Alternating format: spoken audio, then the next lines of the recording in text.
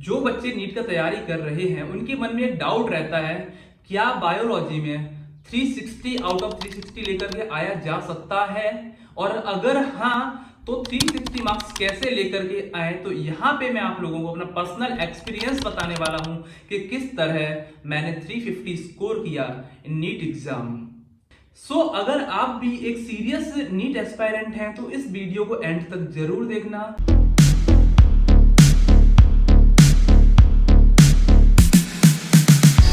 Hello मेरे प्यारे बच्चों, once again welcome back to the new video of बायोहॉलिक्स।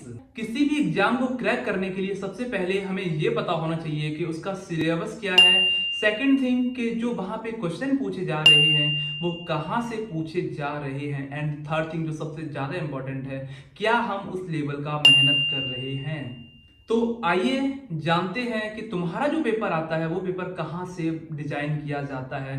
बेटा, आप लोगों का जो पेपर कंप्लीटली एनसीईआरटी बेस्ड बनता है। जितने भी क्वेश्चन आप लोगों के एग्जाम में आते हैं वो सारे के सारे क्वेश्चन एनसीईआरटी की लाइन से ही दिए जाते हैं। तो यहाँ पे ये चीज क्लियर है, क्योंकि जब मैंने लास्ट के 3 साल का एनालिसिस किया तो मुझे क्लियरली ये चीज पता लगी कि आप लोगों का पेपर कंप्लीटली एनसीईआरटी के बेसिस पे आता है। अब यहाँ पे किस तरीके से क्वेश्चन पेपर को टफ किया जाता है एंड किस तरीके से क्वेश्चन पेपर को इजी वे में कंप्लीट कर दिया जाता है। तो जब क्वेश्चन पेपर को टफ किया जाता है तो वहां पे क्या होता है कि एनसीईआरटी की डीप लाइन से क्वेश्चन को डिजाइन किया जाता है एंड उन क्वेश्चन को इस तरीके से डिजाइन किया जाता है कि जिससे कि अगर स्टूडेंट उस क्वेश्चन को रीड कर रहा है तो वो फर्स्ट टाइम में सही आंसर ना टिक कर पाए या फिर उस क्वेश्चन पे ज्यादा देर तक उलझा हुआ रहे। इस तरीके से ऑप्शंस को सेट कर दिया जाता है। इसके साथ साथ अगर वही क्वेश्चन आप लोगों के लिए डायरेक्टली एनसीईआरटी की लाइन से दे दिया जाता है तो वहां पे वो क्वेश्चन सिंपल हो जाता है। अब आप लोगों को क्या करना है, आप लोगों को सिंपली एनसीईआरटी को पढ़ना है एंड एनसीईआरटी की हर लाइन को बार बार पढ़ना है।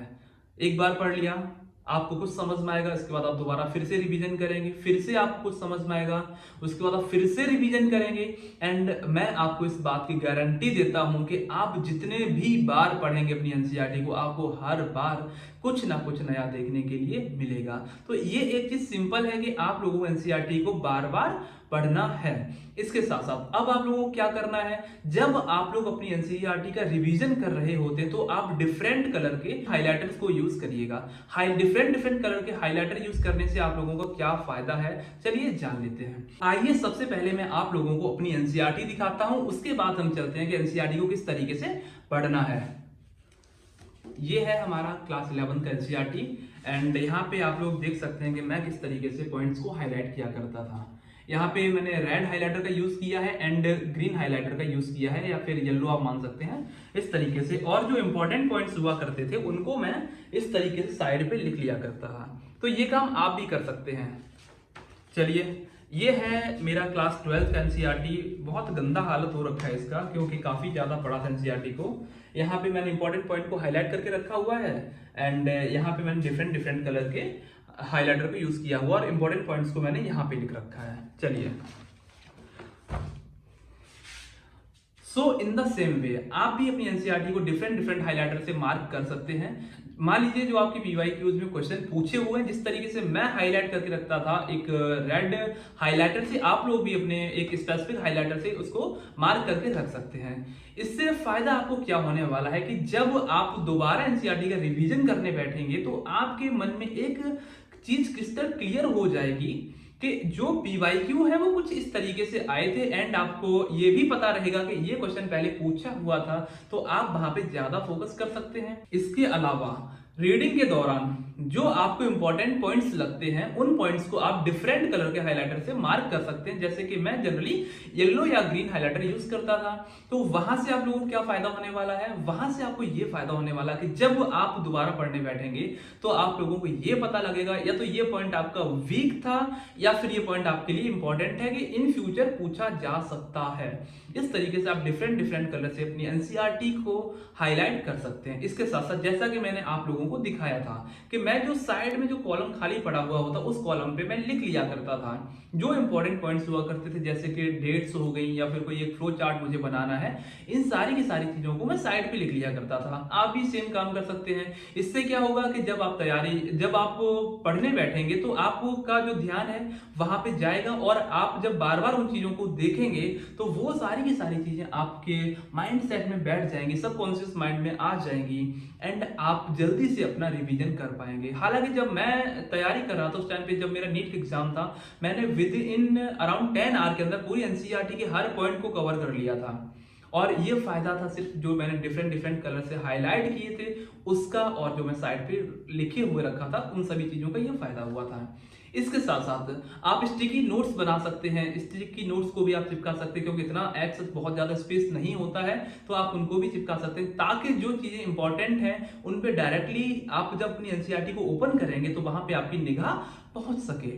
इसके साथ साथ अब एक और इंपॉर्टेंट चीज आती है कि जैसे इंपॉर्टेंट डेट्स होती हैं, डेट्स नहीं याद होती है, तो आप लोगों को क्या करना है, आप लोग स्पेसिफिक करके सारी की सारी डेट को लिख लीजिए, किसी एक पेज पे या 2 पेज पे लिख लीजिए और उन डेट्स को डेली सुबह जब आप सो करके उठते हैं उस टाइम पे आप रेगुलर बेसिस पे रिवीजन करते रहिए। इसके साथ साथ जैसे साइंटिस्ट हुए एंड उन साइंटिस्ट का क्या कॉन्ट्रीब्यूशन रहा, तो उन चीजों को भी आप लोग अलग से लिख सकते हैं एंड रेगुलर बेसिस पे जब आप सारी की सारी चीजों का रिवीजन करेंगे तो वहां से आप लोगों के ये कॉन्सेप्ट भी क्लियर होना शुरू हो जाएंगे। इसके बाद में आपने एनसीईआरटी को पढ़ लिया, हाईलाइट भी कर लिया, स्टिकी नोट्स भी बना लिए, साइंटिस्ट का नेम भी याद कर लिया, डेट्स भी इंपॉर्टेंट याद कर ली, लेकिन अब आपको ये कैसे पता लगेगा कि आपने जो पढ़ा वो सही है, क्या आप एक सही डायरेक्शन में जा रहे हैं या नहीं जा रहे हैं। इसके लिए यहाँ पे रिक्वायरमेंट पड़ती है टीचर की। अगर आपको कोई भी डाउट आता है तो आप अपने टीचर से जाके डिस्कशन करिए। डिस्कशन करने के बाद आप बार बार पूछेंगे तो आपको डेफिनेटली समझ में आ जाएगा। आपने एनसीईआरटी को भी पढ़ लिया,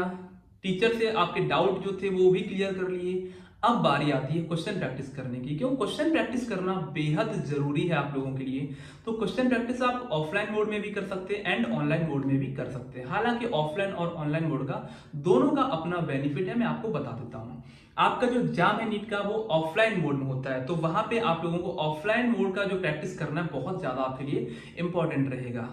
जहां से आप लोग रेगुलर बेसिस पे अगर क्वेश्चन प्रैक्टिस करते हैं तो आपको ये फायदा हो जाएगा कि आप लोगों जो एक प्रॉपर टाइम में आप क्लियरली उसको बबल कर सकते हैं, सारा ओमैप को फिल कर सकते हैं प्रॉपर 1 घंटे का जो आपको टाइम मिलता है उसमें। लेकिन ऑनलाइन प्रैक्टिस अगर आप करते हैं तो वहां पे आप लोगों को क्या बेनिफिट होने वाला है, वहां पे आप लोगों का ये बेनिफिट होने वाला है कि आप एनालिसिस कर सकेंगे अपना बहुत सारे बच्चों में, जिससे कि आप लोगों को ये पता लगेगा कि आपका रैंक कैसा आ रहा है, जो क्वेश्चन पेपर आप दिए हैं उसका लेवल क्या था, इजी था, मीडियम था या फिर हार्ड था, आपने कहाँ गलती की है, कहाँ पे आपकी गलती सुधारनी चाहिए, ये सारी चीजें आपको पता लग जाएंगी। हम लोगों ने आपके लिए लॉन्च किया है एक बहुत ही बेहतरीन टेस्ट सीरीज, जिसके बारे में अगर आप ज्यादा जानना चाहते हैं तो मैंने आई बटन पे इसका लिंक दे दिया, आप वहां से जाकर इसको देख सकते हैं। चलिए अब आप क्वेश्चन प्रैक्टिस किस तरीके से करेंगे थोड़ा उसके बारे में डिस्कस कर लेते हैं। जब आप क्वेश्चन प्रैक्टिस करते हैं तो उससे पहले आप लोगों ने एक बार एनसीईआरटी को थॉरोली पढ़ लिया हो, उसके बाद ही क्वेश्चन प्रैक्टिस करने बैठे हैं, जिससे क्या होगा कि आप लोगों को एक आइडिया लगेगा कि कैसे कैसे क्वेश्चन हैं बन सकते हैं। जब आप क्वेश्चन प्रैक्टिस करने बैठे हैं तो यहाँ पे जब आपने क्वेश्चन प्रैक्टिस कर लिया उसके बाद आप लोगों को 2 तरीके की चीजें मिलेंगी, एक तो करेक्ट क्वेश्चन मिलेंगे आप लोगों को और कुछ क्वेश्चन ऐसे मिलेंगे जो आप लोगों के गलत हुए हैं। तो सिंपल सी बात है, जो आपके क्वेश्चन करेक्ट हुए हैं वो क्वेश्चन आप लोगों को आते थे, उस कंसेप्ट को आपने सही से पढ़ लिया, सही से याद कर लिया है, तो उस पर ज्यादा फोकस अब नहीं करना है। हाँ ये नहीं कि उसको छोड़ देना, उस पर अभी ज्यादा फोकस आप लोगों को नहीं करना है, बट जो क्वेश्चन आप लोगों के गलत हो गए हैं उसे आप फिर से एनसीईआरटी के लाइन पे देखिए जाकर के वो क्वेश्चन कहां से बना था एंड उस क्वेश्चन में आप लोगों ने क्या गलती की है एंड उस गलती को आपको सुधारना है। अगर आप अपनी उस गलती को सुधार लेते हैं तो डेफिनेटली आप बहुत कम टाइम में बहुत अच्छा स्कोर कर पाएंगे। ये मेरी स्ट्रेटेजी थी जिसकी हेल्प से मैंने 350 स्कोर किया था out of 360 in biology and उस टाइम पे मैंने ऑनलाइन टेस्ट सीरीज को ज्वाइन किया हुआ था, लेकिन मैं यहाँ पे नेम नहीं बताऊंगा कौन सा किया हुआ था। चलिए ये मेरी स्ट्रेटेजी थी जिसकी हेल्प से मैंने जो स्कोर गेन किया था। अगर गाइस आप लोगों को वीडियो अच्छा लगा तो वीडियो को लाइक करें and for such more important video channel को सब्सक्राइब करना ना भूलें। मिलते हैं जल्दी अगले वीडियो में, तब तक के लिए अपना ख्याल रखें। Love you guys.